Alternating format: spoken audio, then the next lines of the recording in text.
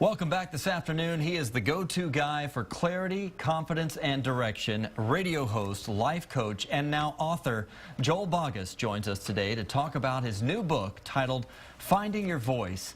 And he has a couple of book signings in town this Saturday, which we'll talk about. But first, I want to talk about the book, Finding Your Voice. Yes. And what's the message you deliver with this book? Yeah, thanks for asking.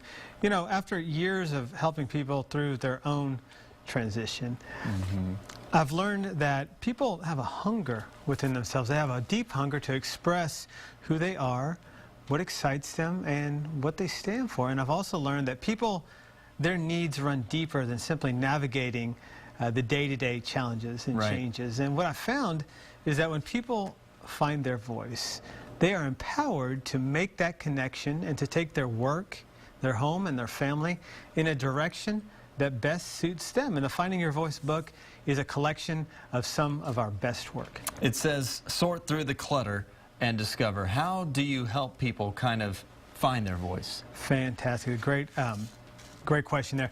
I've learned that, number one, the past leaves clues. And when you think back over your life, and we'll take my life as an example, I've always tried to help people overcome challenges, tried to help people understand their own value and to harness their strengths. As a college kid, I was a swim teacher, a karate teacher, also a personal fitness trainer.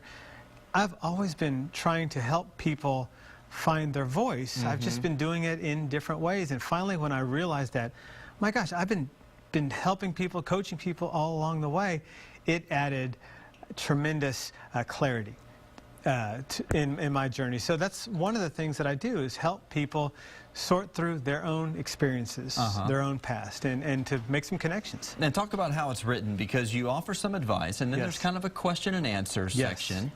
How's it written? Yeah, I love this question. Didn't write it as a rule book. And what I mean by that is I didn't write it with a built-in, you must do this, pass or fail kind of thing, because we're all different people. And a cookie cutter approach does not work. So the way I wrote it is as a guidebook with the tips, the tools, the strategies that I've seen work in my own life and also in the work, or rather in the lives of the clients that I've worked with from coast to coast, from the high school student to the six-figure earner. Are you targeting anyone specifically, or is this kind of formed to where everyone can take a little bit away from it?